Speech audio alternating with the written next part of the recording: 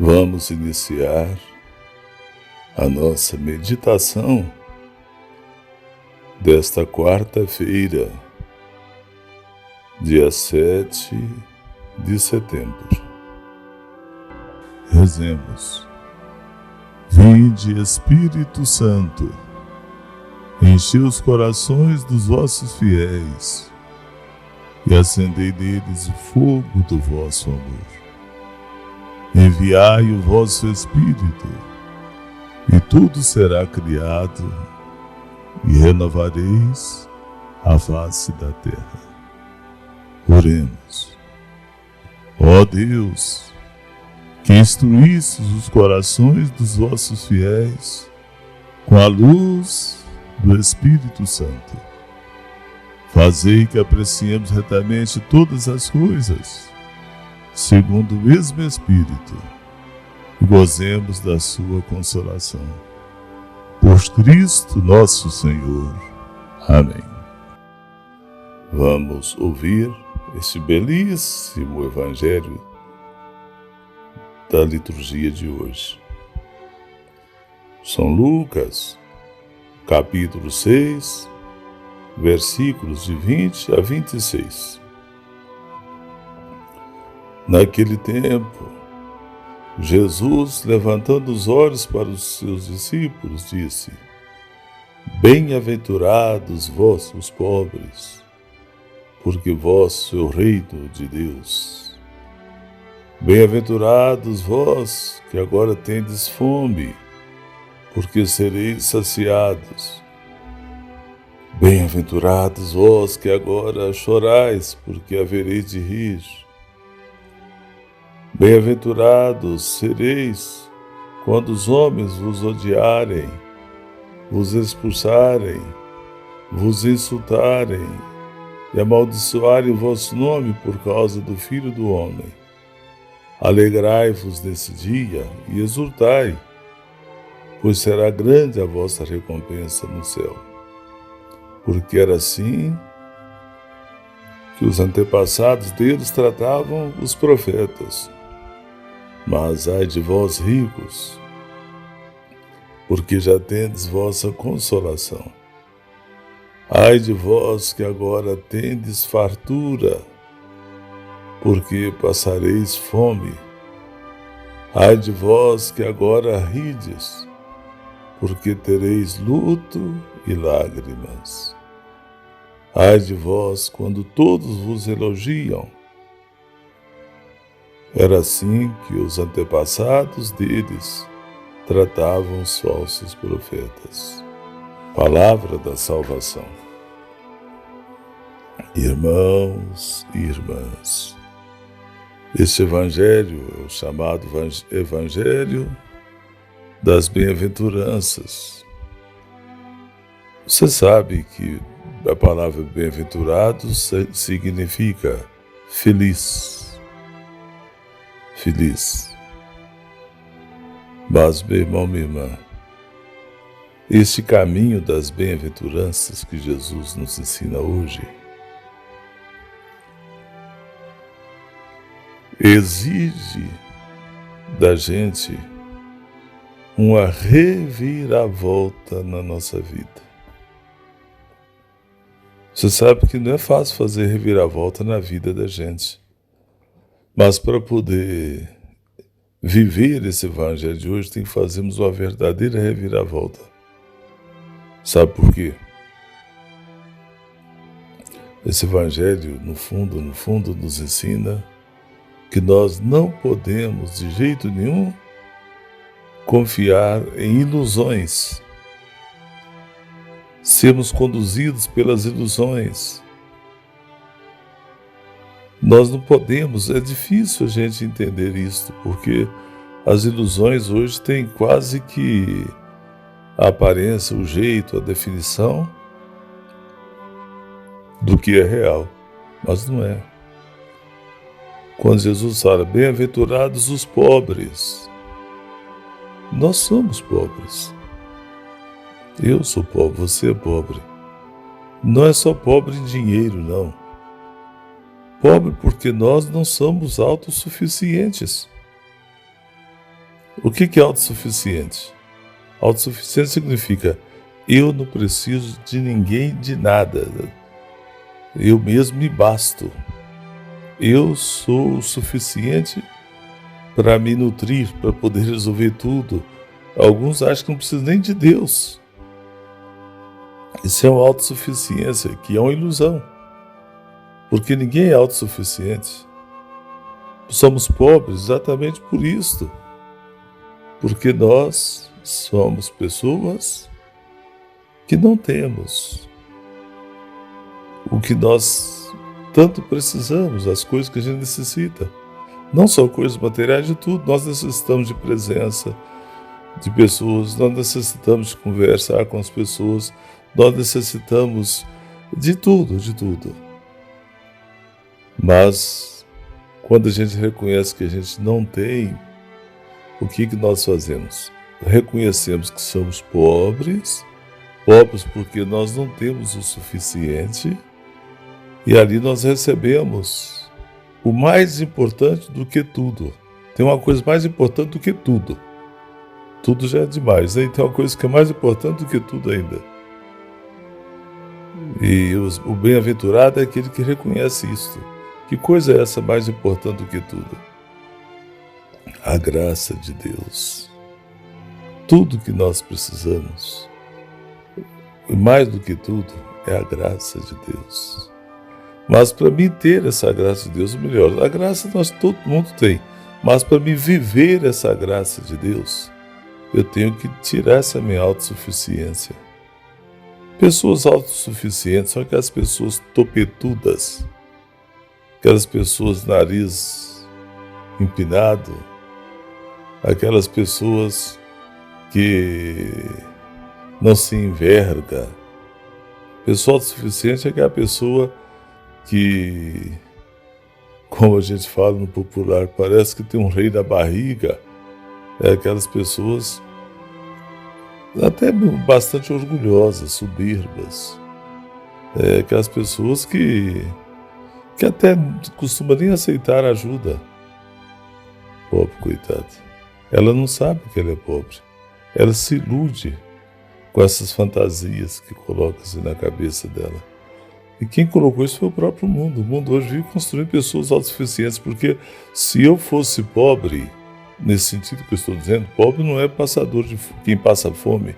Eles também são pobres materialmente, mas costumam ser até muito ricos da graça de Deus.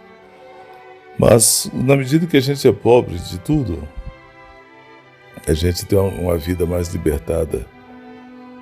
As bem-aventuranças são diversas, que vocês viram aí. Eu estou me detendo nessa questão de bem-aventurados pobres, que é a primeira bem-aventurança, porque na medida que você se liberta dessa ideia de que você é o tal, que você já é suficiente, que você não precisa.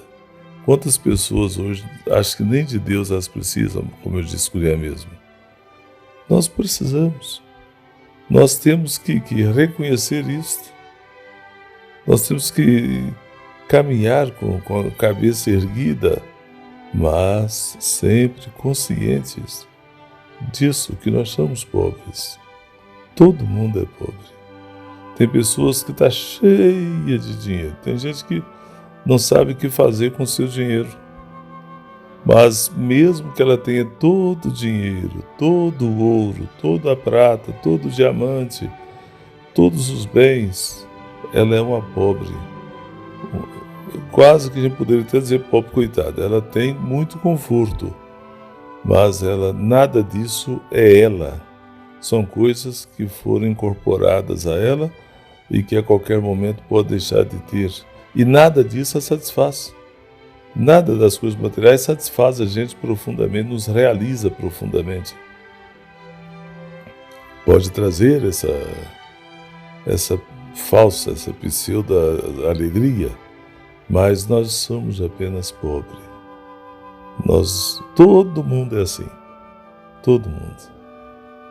Aliás, somos tão pobres que depois, na hora da morte, o que nós viraremos? Pó. Vai ser enterrado e viraremos pó. Terra. É claro que o nosso ser, a nossa alma, o nosso espírito, esse receberá a vida nova em Cristo, que é a ressurreição.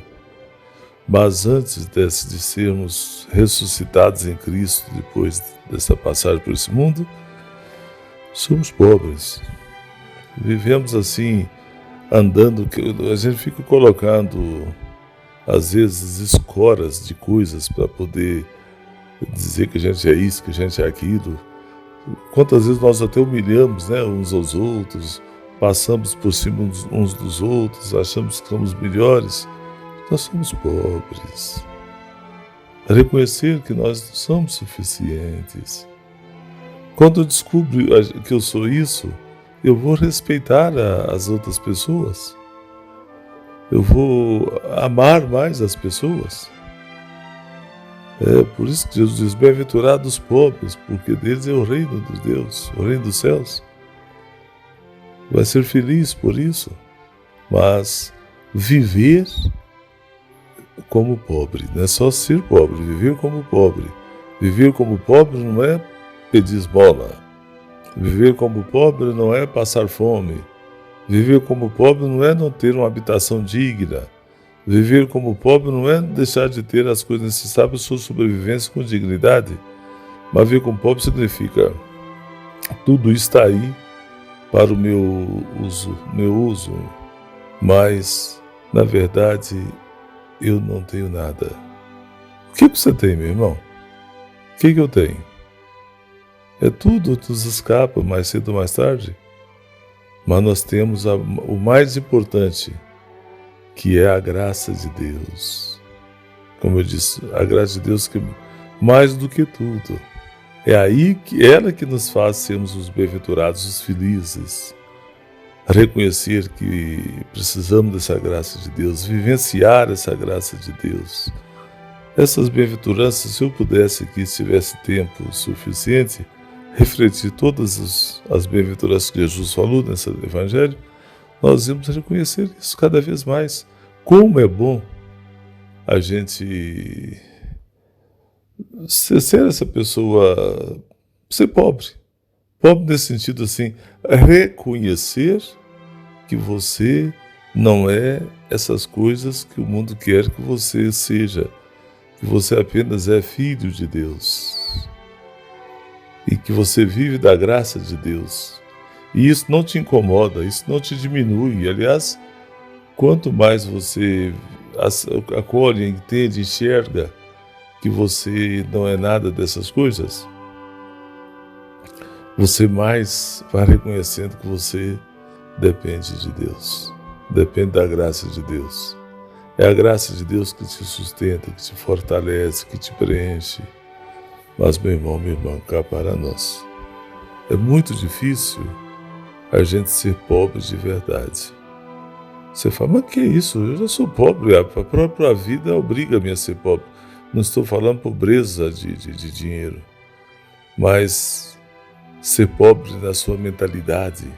Não é faltar a inteligência, a sabedoria, mas é, aliás, tendo a inteligência e tendo sobretudo essa sabedoria, você ser essa pessoa que vive da graça de Deus. É a graça de Deus que te conduz. Quanto mais eu vou reconhecendo que as coisas que me rodeiam, as coisas que estão à minha disposição, as coisas que eu alcancei para o meu uso, elas só servem para meu uso, mas elas não é a minha fonte de felicidade.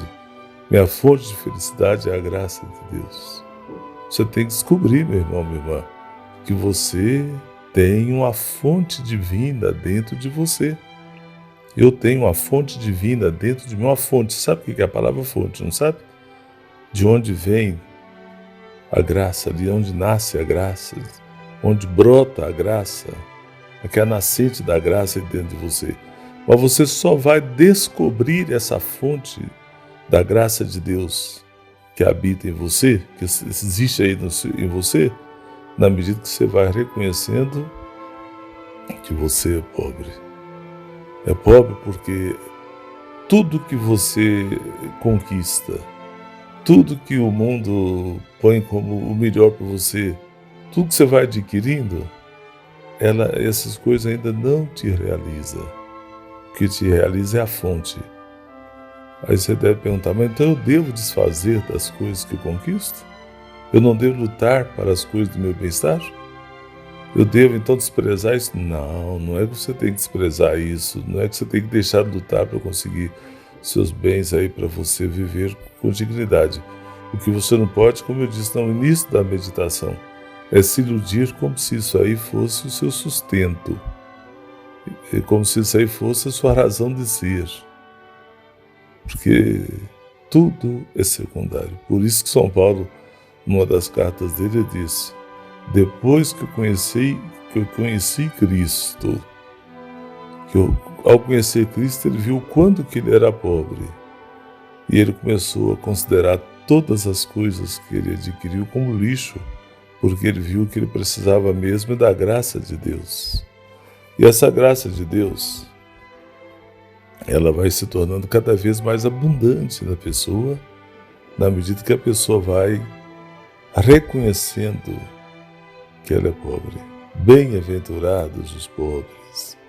Bem-aventurado aqueles que não se iludem com nada. Faz uso de tudo que está aí à sua disposição. Eu tenho meu carro e muito bom, e eu vou e volto nele, mas eu não sou esse carro. Nesse carro que preenche meu ser, existe uma fonte lá dentro de mim, que essa sim faz parte do meu ser, da minha existência. Vou proteger meu carro, vou lavar meu carro, vou cuidar dele, mas ele não é meu, assim no sentido de faz parte da minha vida, não, ele está aos meus cuidados, eu adquiri, como daqui a pouco eu não vou tê-lo mais. E assim tudo na vida. Reconheça isso, que você é pobre.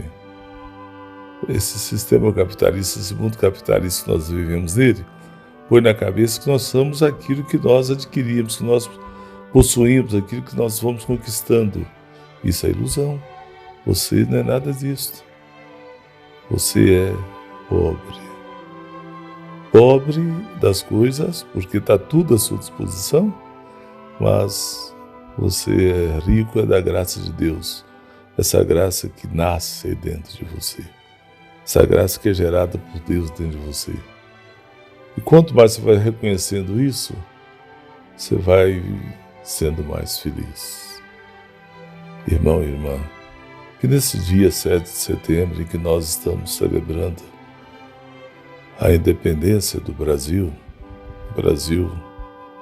que foi, de certa forma, invadido por outras civilizações e que souberam, essas civilizações que praticamente escravizaram o nosso país, o Brasil, do nosso jeito brasileiro, fomos construindo a nossa independência. Mas mesmo essa independência de ditaduras de outros países, não é uma independência assim que eu nunca vou precisar de ninguém. Essa precisão de outros países, elas são fundamentais para que a gente possa ter essa vida de troca, né? A gente recebe, a gente dá, e assim a gente vai construindo uma civilização humana, de relacionamento humano. Mas é preciso que todos nós reconhecemos que somos pobres e que o que nos move, o que nos realiza, o que nos fortalece, o que nos sustenta é o poder da graça de Deus. Vamos então à pergunta de hoje. Irmão e irmã, será que você reconhece que você é pobre? Não é porque você não tem dinheiro, tem tão pouco dinheiro. Não é porque você paga aluguel, não é porque você está com dificuldade financeira. Você é pobre, você reconhece que você é pobre porque você não é autossuficiente, porque você não tem tudo que você precisa.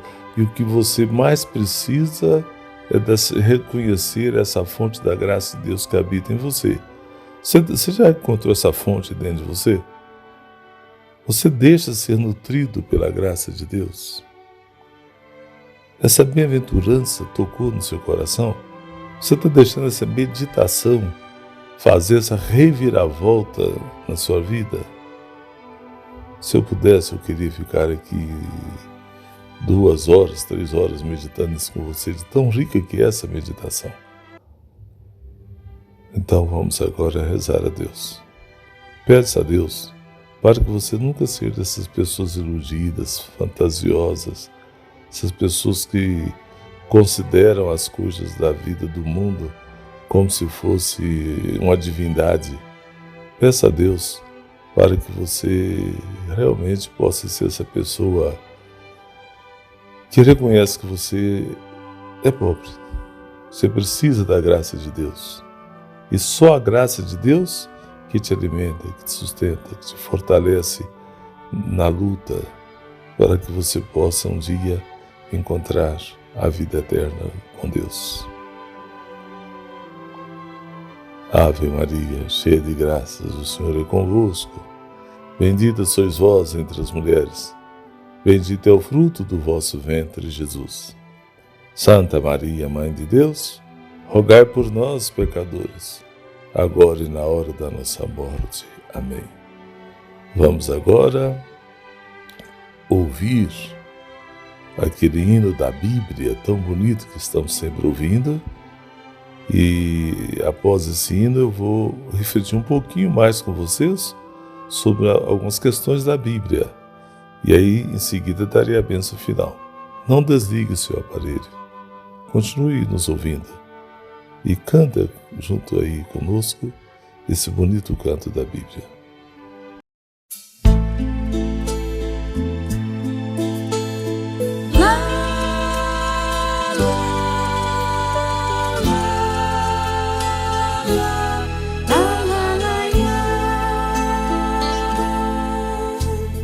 Tua palavra nos chegou por meio das tradições, contada de boca em boca, atravessou gerações.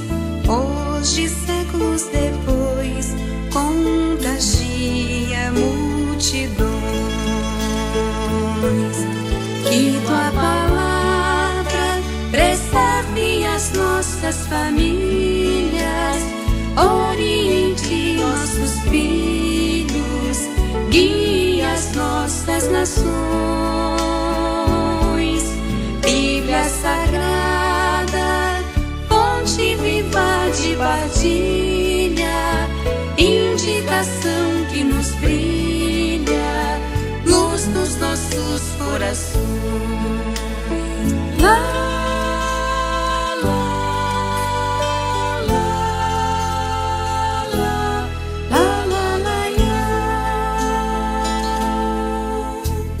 São 73 os livros com tantos ensinamentos, cartas pastorais, históricos, proféticos e agrupamento, com resposta para tudo, Antigo e Novo Testamento. Que tua palavra preserve as nossas famílias, oriente nossos filhos e as nossas nações. Bíblia Sagrada, fonte viva de partilha, indicação que nos brilha, luz nos nossos corações.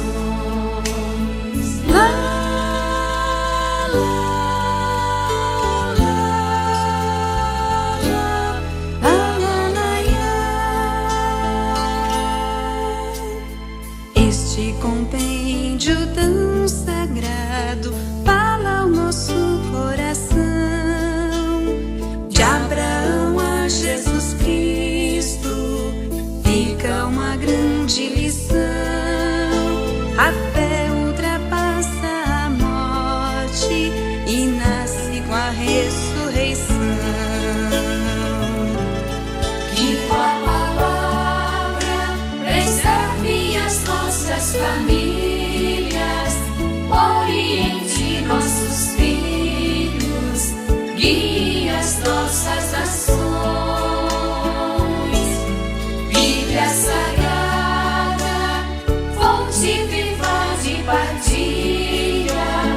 indicação que nos brilha, luz nos nossos corações.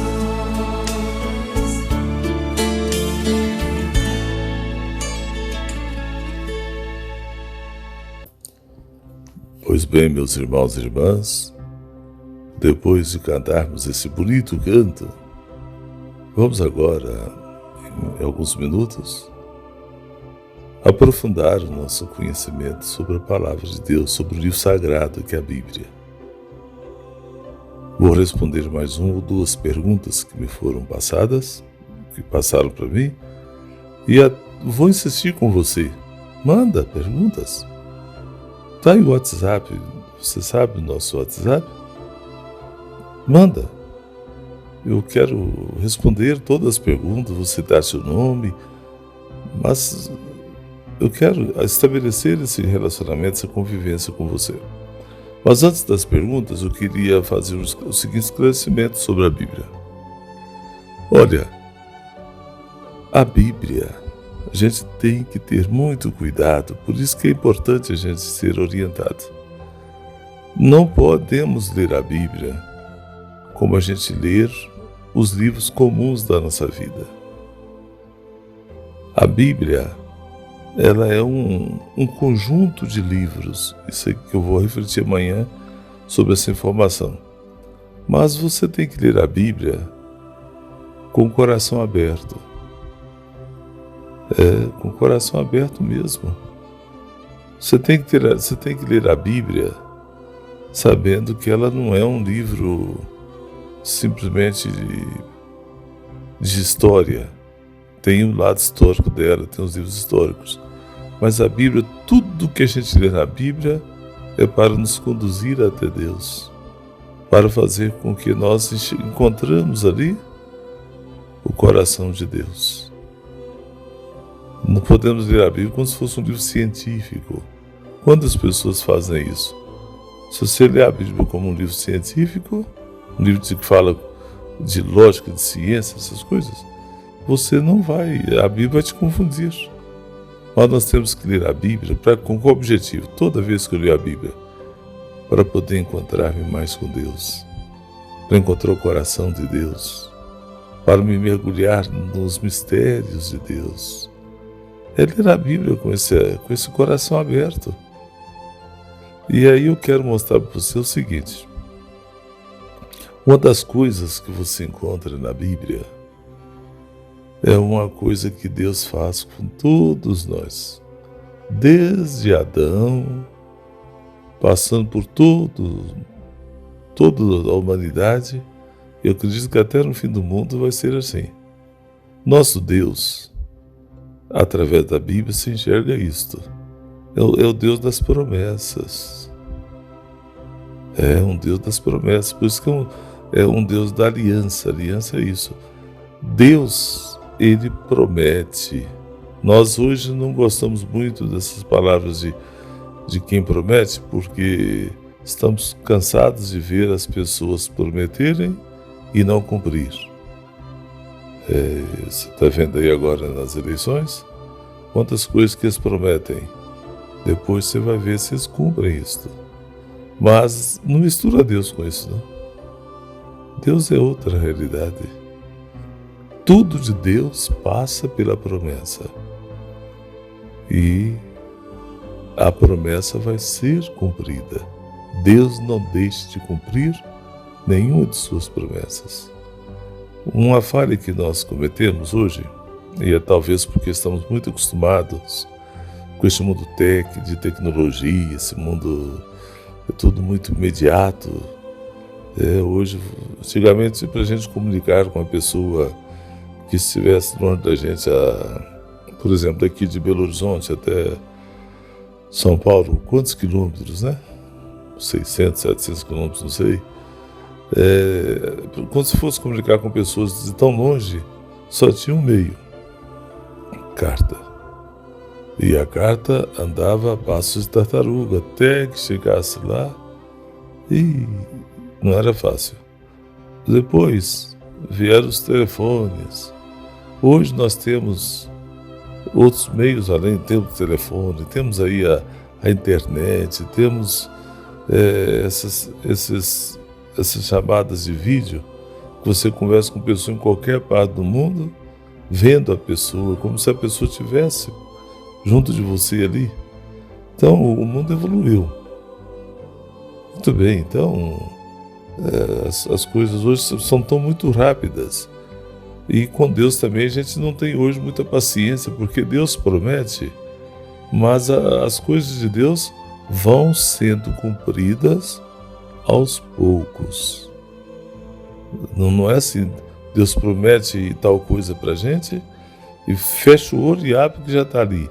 Não é assim, não. Deus promete e aos poucos a promessa de Deus vão sendo realizadas. A promessa que Deus faz para nós, inclusive, inicia-se com as alianças, que amanhã nós vamos aprofundar um pouquinho mais a respeito das alianças. Mas eu gostaria tanto que você colocasse em sua cabeça: tudo passa pela promessa. E você tem que ter a paciência para acompanhar e sentir como que Deus já vai aos poucos realizando as promessas dele na sua vida pessoal, na sua vida comunitária, dentro da sociedade. As coisas que Deus fala que vai acontecer, que promete fazer, Ele faz. Vai vencer. Deus prometeu para você a vida eterna. Jesus veio ao mundo e anunciou isso para nós. Ele veio trazer essa certeza da vida eterna. Se Deus prometeu, então você vai ter essa vida eterna. Deus vai te oferecer essa vida eterna, já está te oferecendo. E aos poucos, você já pode, antes de morrer, já ir vivenciando essa experiência da vida eterna com seus pés no chão aqui nesse mundo. É Deus realizando seus propósitos, né? Promessa é propósito. Deus fez um propósito, Deus fez a proposta para nós. E Ele vai conduzindo a concretização das promessas. Concretização mesmo, aquilo que era promessa vai tornando-se realidade. Se você parar para fazer uma avaliação dos acontecimentos da sua vida, dos acontecimentos da sociedade, do mundo todo, você vai vendo como que Deus vai aos poucos fazendo aquilo que Ele prometeu fazer. Amanhã eu ainda vou aprofundar um pouquinho mais sobre essas promessas. Eu vou trazer para vocês exemplos de promessas que Deus fez e como que elas foram cumpridas. Eu não gosto muito de dar exemplos, então a gente acha que todas as promessas são só essas exemplificadas. Não, as promessas são infinitas. E Deus realiza todas as promessas na nossa vida. Deus quer a nossa salvação. Deus quer o nosso bem. Deus nos ama profundamente. Deus garantiu, prometeu de um dia mandar seu Filho vir ao mundo para salvar a humanidade.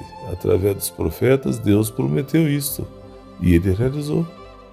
Através de Maria, Jesus nasceu. Jesus viveu. Jesus ensinou. Jesus nos abriu a porta do reino. As promessas de Deus foram realizadas. Compreendeu? Então, ninguém entenderá a Bíblia se não tiver essa visão, esse entendimento de que as coisas de Deus passam primeiro pela promessa.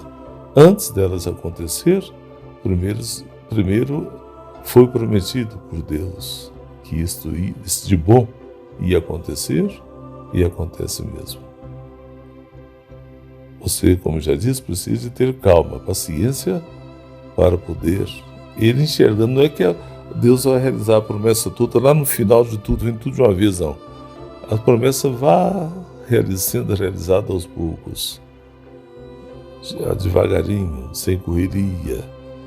As realizações das promessas vão criando corpo, vão concretizando-se. E como diz o Evangelho de hoje, no início da reflexão, a gente vai sendo feliz com isto. Mas a gente tem que ter essa capacidade de enxergar. E o mundo de hoje não suporta nada que passa pela promessa, mas tudo passa pela promessa. Eu quero hoje responder aqui inicialmente uma pergunta feita pela Maria Jacinta de Oliveira. Maria Jacinta de Oliveira mora em 7 Lagoas. Ela escreveu aqui para mim: boa tarde, Padre José Carlos. Me abençoe e parabéns atrasada. Que Deus te abençoe com saúde, paz e sabedoria. Muitas felicidades. Não sei se vai se lembrar de mim, mas eu sou Jacinta aqui de 7 Lagoas. Jacinta, que Deus te abençoe. Abençoe você profundamente, abençoe sua família. Como foi bom receber essa fala sua e inclusive com a sua pergunta. A Jacinta pergunta assim: Padre, eu gostaria de saber por que tem passagem no Evangelho que repete. Eu acho, Jacinta, que para responder essa pergunta sua, porque tem uma outra pergunta aqui semelhante, que vai ser a mesma resposta para as duas perguntas. A pergunta de Jacinta é esta: gostaria de saber por que tem passagem no Evangelho que repete. Um Evangelho fala isso, no outro Evangelho costuma falar também, um pouquinho diferente, mas fala. Então ela quer saber por que isso não é falado uma vez só. Não é, Jacinta, minha amiga? E também tem uma pergunta de um grande amigo meu, o José Luiz Scaldaferri.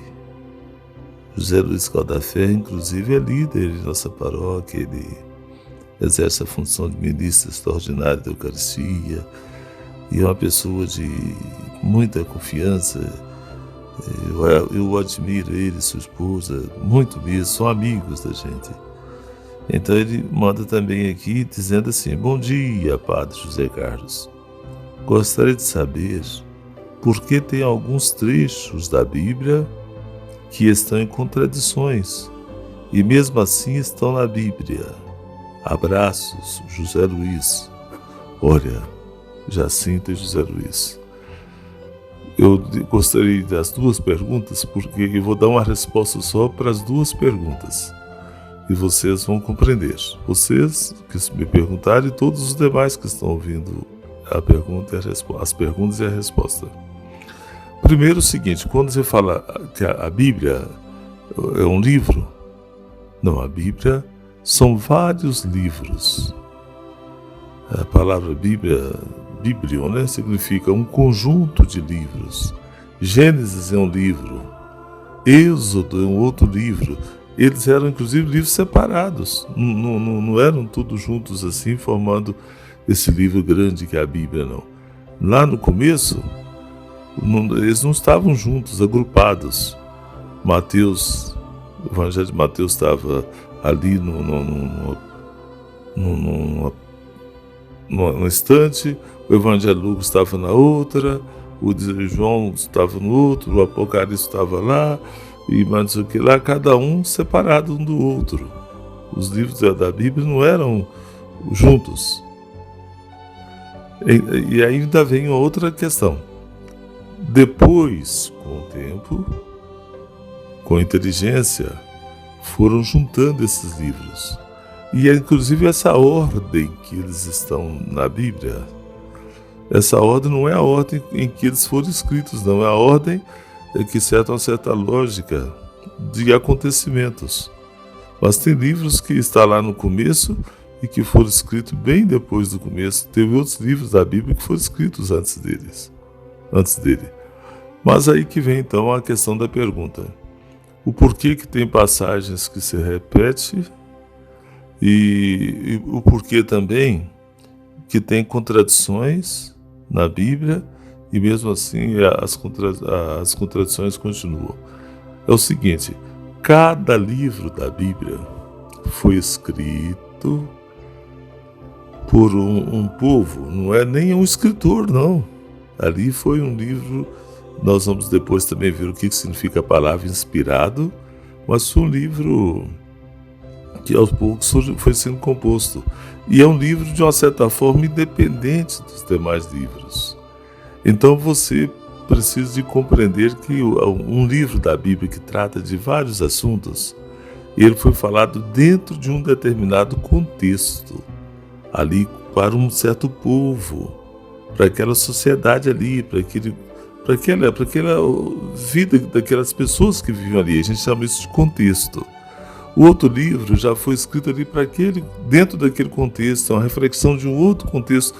Nós temos parte da Bíblia, por exemplo, que foi escrito, algum livro que foi escrito quando o povo estava sendo escravizado em Babilônia. Então foi escrito dentro dessa perspectiva. Então veja bem, se repete, se um livro fala um assunto, depois outro livro fala outro assunto, aquele livro que falou aquele assunto, ele não se interessa muito pelo outro livro. Ele está falando aqui dentro do contexto dele, para ajudar as pessoas a descobrir Deus ali de acordo com aquilo que ele foi inspirado, com toda aquela realidade ali. Outro livro também fala a mesma coisa, mas para um outro contexto. E inclusive aquilo que parece contradição, não é bem uma contradição. Em princípio dá a entender mesmo que é contradição, mas na verdade são situações de bom senso. Por exemplo, tem coisas que às vezes é falado aqui. Vamos dar exemplo aqui, talvez fácil para compreender. Nas bem-aventuranças, tem uma outra narrativa da bem-aventurança que Jesus fala: bem-aventurados os mansos, bem-aventurados os mansos. E no outro evangelho, Jesus já pega o chicote lá dentro da igreja, derruba tudo, expulsa os cambistas, e parece que estava usando um comportamento muito violento. Não parece contradição. Ele manda ser manso e ao mesmo tempo ele é nervoso. Não é contradição. É aquela situação que dependia daquele comportamento. Às vezes tem pessoas que acham a gente contraditório por isso. Vou dar exemplo, no meu caso, sou diretor de escola. Às vezes 2 alunos cometem o mesmo erro e a gente toma atitudes diferentes para cada aluno, mas a gente contextualiza o que a pessoa fez e a pessoa que cometeu o erro. Como é que a família, o que está vivendo psicologicamente, o que o envolve. Então ali vai ter um comportamento, atitude. E no outro também vai ser considerado conforme a situação dele. Aí parece que confronta, às vezes, o fato de não ser a mesma decisão para os dois. Mas não é que confronta. É tanto a questão da repetição dos fatos, quanto também fatos que contradizem o outro, em princípio parece isso. Na verdade, não é bem assim. São fatos que a Bíblia relata em determinada ocasião, inclusive costuma às vezes ter uma diferença tão grande de ocasiões em que foram escritos num e no outro. Compreendeu? Tenho certeza que você compreendeu. E também a gente, ao ler a Bíblia, não devemos ler na intenção de encontrar uma resposta pronta. A Bíblia vai ajudando para a gente ir sendo iluminado e enxergando aquilo que eu disse hoje no comecinho, o coração de Deus dentro da leitura. Mas eu quero agradecer muito vocês dois que mandaram para mim estas perguntas, o Zé Luiz e também a Maria Jacinta, que mandaram para mim essas perguntas. Vocês colaboraram para que o curso, essas reflexões sobre a Bíblia pudesse atender essa situação, que às vezes coisas que outros também tinham essa preocupação, e acabe sendo esclarecido para todo mundo. Deus abençoe vocês. Vamos então concluir a nossa meditação de hoje. Eu recebo agora a bênção final, a bênção especial desta quarta-feira, e que essa bênção também seja para todo o nosso país, nesse período de tantas ameaças à liberdade, tantas ameaças que o Brasil vive, tanto desentendimento, tanta coisa difícil, mas nós não perdemos a esperança, porque Deus caminha conosco, Deus faz história conosco, e nós sabemos que nós vamos cada vez mais construir um Brasil aberto, um Brasil digno, um Brasil democrático, um Brasil acolhedor, um Brasil justo, um Brasil onde todos terão o seu pão diário, terão sua moradia e poderão viver com dignidade. Que essa bênção também, com toda a minha humildade, seja uma bênção para todo o nosso país nesse dia em que estamos celebrando a independência do Brasil. O Senhor esteja convosco. Pela intercessão da grande Mãe de Deus, Maria Santíssima, desça sobre todos vocês e vossas famílias bênção de Deus Todo-Poderoso, Pai e Filho e Espírito Santo, e permaneça para sempre. Louvado seja o nosso Senhor Jesus Cristo, para sempre seja louvado. Até amanhã, se Deus quiser.